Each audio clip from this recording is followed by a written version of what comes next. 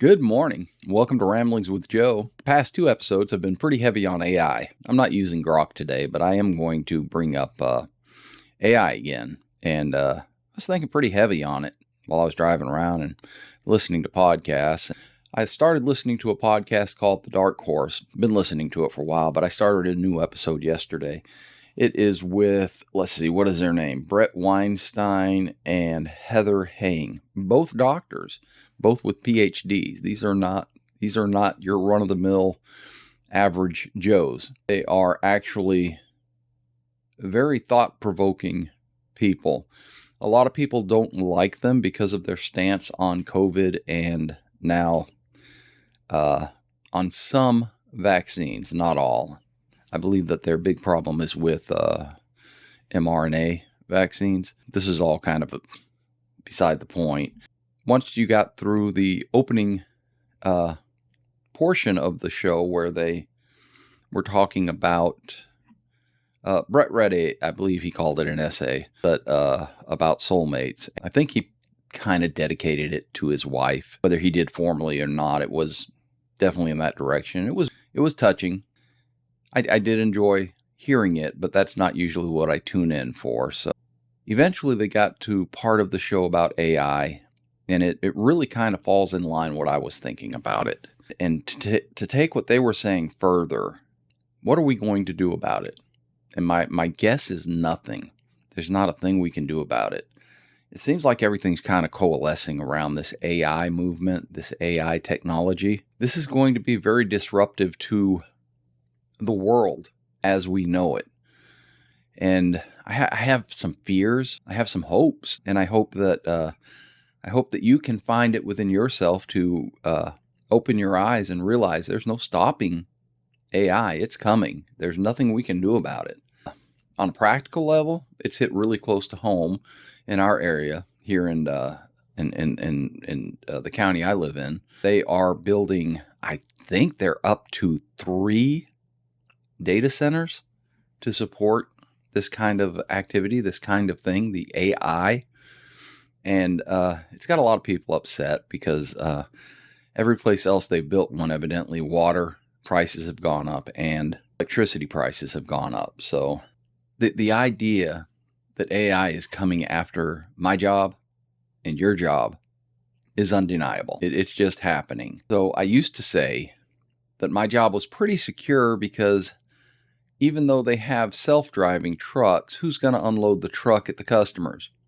Well, I saw a video yesterday with some robots that are out of China. And I have to put this caveat in here. Was the video real? I don't know. It could very well have been. I think it was. It was a comparison of last year's robots dancing and this year's robots dancing. The difference was mind-boggling. It was actually pretty incredible to watch these robots dancing, both from last year, which was very mechanical, and this year it was much more natural on the human scale. I don't think my job's safe for a while. If they can get these robots to do this kind of dancing, once they bring the price of a robot down and they actually create sustainable, safe driving, self-driving trucks, probably the job I do is out. And that led me to think, what jobs are safe?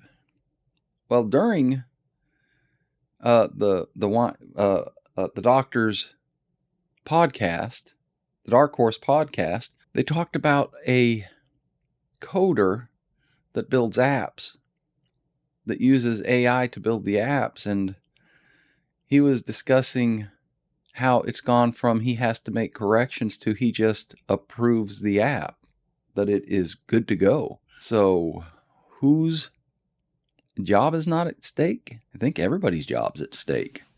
So the question now is, if we're all put out of work, what do we do?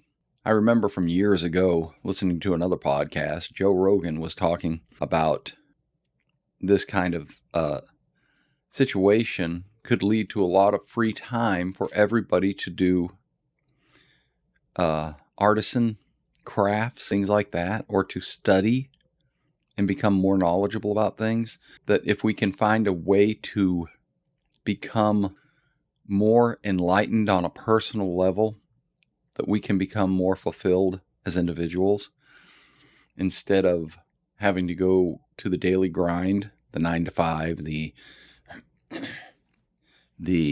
wow, I really hate my job situation, if that indeed is a job that you have. I don't think that's the way it's going to shake out at first. And here's my thoughts on what's going to happen right off the bat. So during that same podcast with on the Dark Horse, they talked about Luddites and the history of Luddites. It's very interesting. You should check that podcast out. I really enjoyed it. The Luddites, I'm not going to go into the history. Luddite has become sort of short term for someone who is anti-technology. And I some people say I have a flip phone now, so I'm a Luddite. I'm not happy with technology's advancements. Well, you can't stop it. It's going to happen. The car replaced the buggy, computers replaced typewriters. Typewriters replaced, secretaries taking notes. This is just where we're at in the world. We are making advancements. The scary part here is with the advancement of AI and robots, what job's not at stake? What job cannot be kept from robots? And the more I thought about it, the more I realized none. All employment can be replaced by either AI or robots. What are we going to do? What will we do when we are out of a job and we have no finances? This is really world-changing events. When I first saw a self-driving truck, which was maybe a decade or two ago, in a video, I think it was a Volvo was the first one I saw, I thought to myself, these trucks are going to take the place of long-haul truckers. So I got out.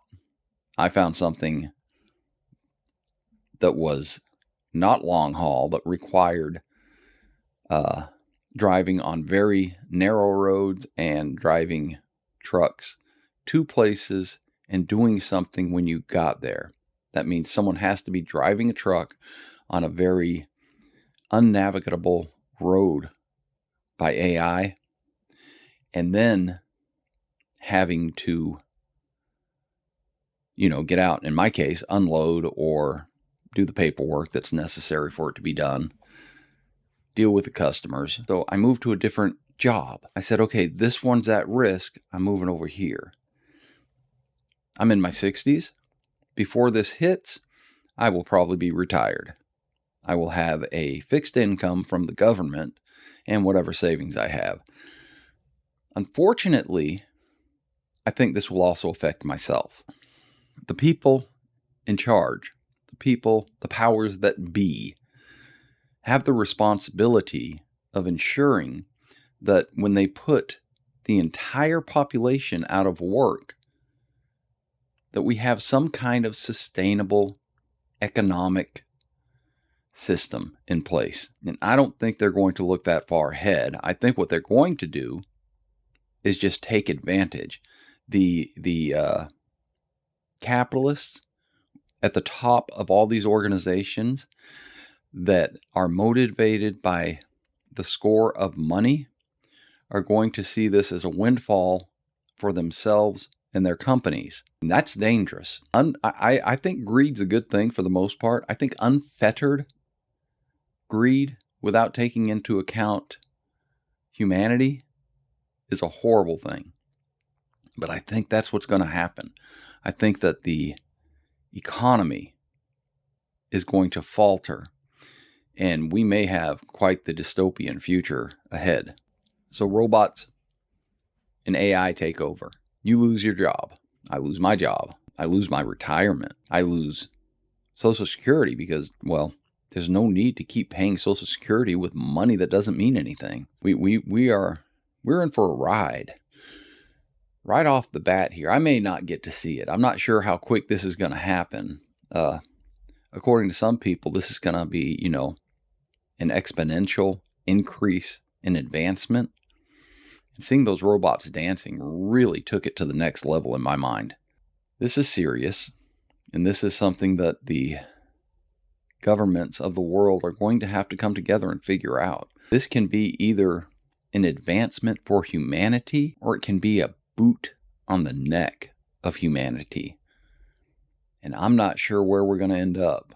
I think we may have to go through one to get to the other, and that's scary. Robot wars, that could become a real thing, not just something you watch on TV. This is something that's very concerning, and I'm not sure how it's going to play out. This is not something that you can say, well, I'm immune from this. None of us are immune from this. We are all susceptible to being replaced by AI. Higher learning? Professors at universities? Yeah. Going to be really hard for you to keep up with the AI that can access all information in the world. Yeah, that's. And I understand. Right now, AI is making mistakes. I get that. But it's getting better. And it's getting better fast. And it's going to eventually take all of our places and all of our jobs. So what will we do at that point? And what will we do when the jobs that these robots and AIs are doing have no purpose?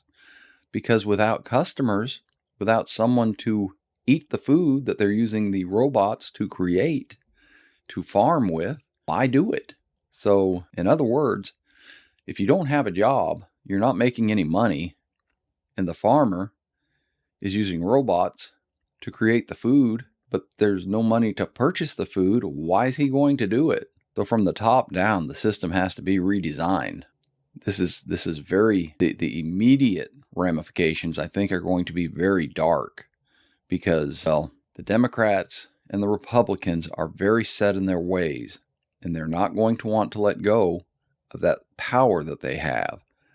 And if you don't hold your population in check with all this nonsense that they're constantly spouting, if you release your population to be nothing but creative artisans, that power goes away. I've been thinking about this for a couple days, and I don't quite have all my thoughts straight on it, but just thinking about the future and the immediacy of the future, I think that we're going to see some leading markers in third world countries. This is where they are still using people seriously as workhorses, digging diamonds, factory workers in China, all the trinkets that Americans can't get enough of.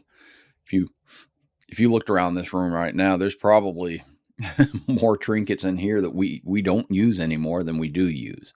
I'm not sure where we're headed, but I think those third world countries are going to kind of be the, what is the word? Canary in the coal mine for us. It's a dark thought. It's a very dark thought. I've not been happy about the use of third world. I call them wage slaves at minimum, but it's very, very dark.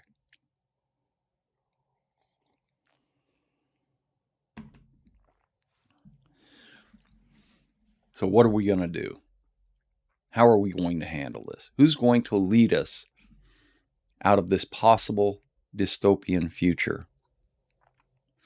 Is the whole population and the leaders all going to become Luddites? Are we all going to say no to AI and no to robots, while China and Russia and South Korea and Japan and the rest of the world moves toward freeing up humanity to do what it wants? Is that where we're going to go as Americans? We can't be Luddites. We can't. We have to figure out a system to allow for this technology to help humanity and not hinder it. And I think that starts with having some basic rules. Isaac Asimov used to write novels, and there were some basic laws for robotics, I think is what it was called. But this is what they were.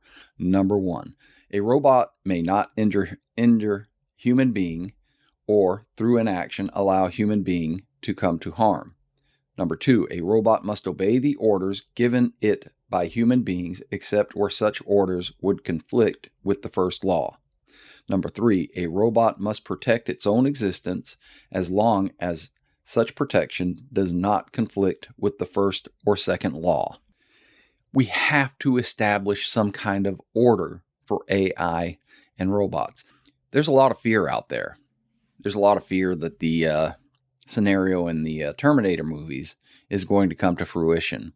And if we let this kind of technology go unfettered, that may be where we're headed. Something similar to that, not exactly.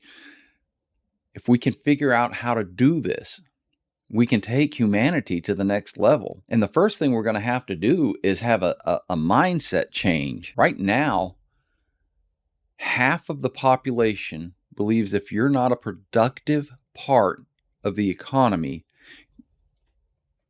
creating a product or service, then you aren't worth your salt. And we have to wrap our mind around the idea that if we are going to go in the direction with AI and robots that we're headed, we're going to have to give that particular line of thought up. We're going to have to stop thinking in those terms. Look, this may be 100 years down the road. I don't know. It may be a couple of years down the road.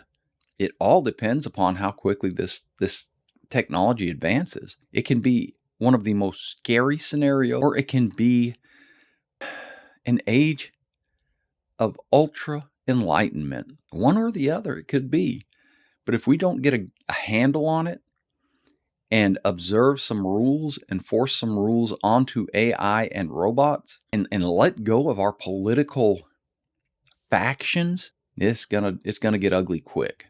It's gonna get ugly very quick. AI, I use it. I just used it to find these three rules for robots from a novel from an author. I don't know when he wrote it.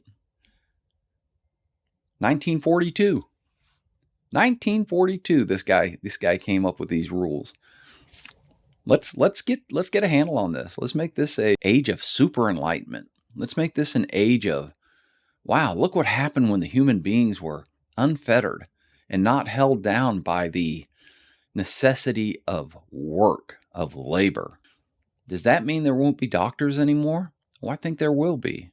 I think that there will be people who are doing jobs because they love their job, not because they feel forced to go into a field and dig a ditch to lay, cable, whatever.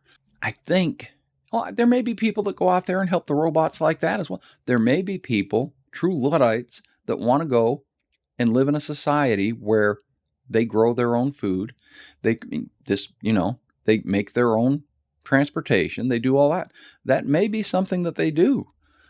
And it will be a choice. And it will be an act of love because they enjoy it.